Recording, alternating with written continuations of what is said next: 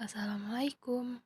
Nama Sonia Oktarina, NPM 5019210. Kali ini kita akan membahas tentang prinsip dan prosedur dasar serta model interaksi pada pembelajaran kelas rangkap. Baiklah, langsung saja simak penjelasan berikut ini. 1. Prinsip dan prosedur dasar PKR.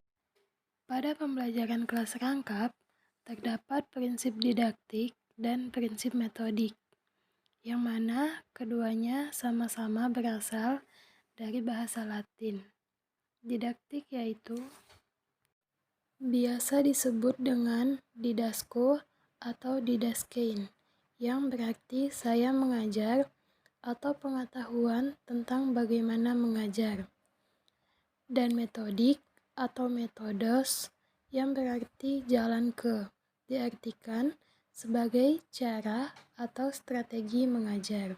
Cara atau strategi mengajar pada dasarnya berkenaan dengan urutan kegiatan pembelajaran, seperti bagaimana membuka pembelajaran, mengisi kegiatan inti pembelajaran, serta bagaimana menutup pembelajaran tersebut.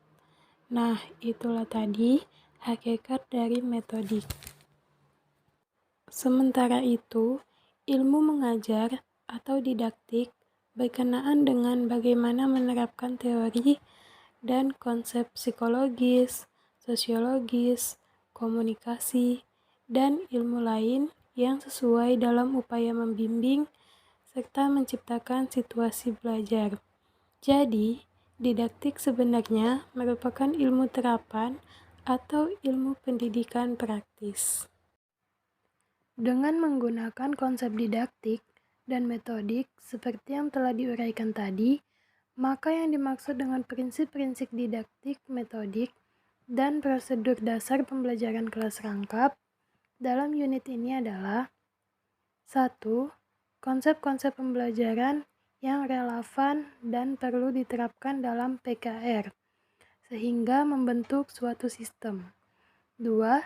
Keterampilan prosedural pembelajaran, khususnya berkenaan dengan membuka dan menutup pembelajaran, mendorong belajar aktif dan belajar mandiri, serta mengelola kelas PKR. Selanjutnya, yang kedua, kita akan membahas tentang model interaksi pembelajaran kelas rangkap, yaitu 1. Proses belajar arahan sendiri atau PBAS. Model ini digunakan sebagai model belajar mandiri. 2. Proses belajar melalui kerjasama atau PBMKS. Model ini memiliki tujuan membina kerjasama dan komunikasi sosial.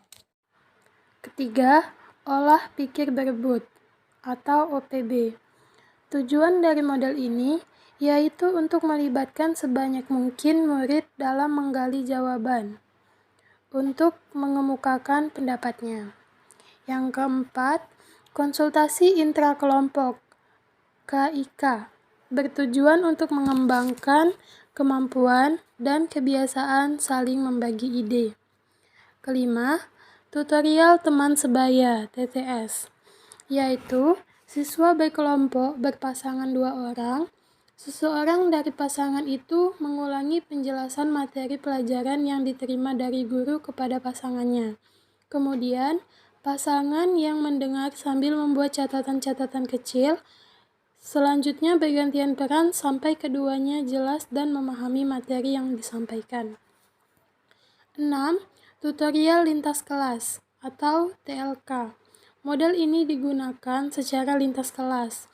Murid yang lebih tinggi dan pintar diminta untuk membantu murid kelas bawahnya.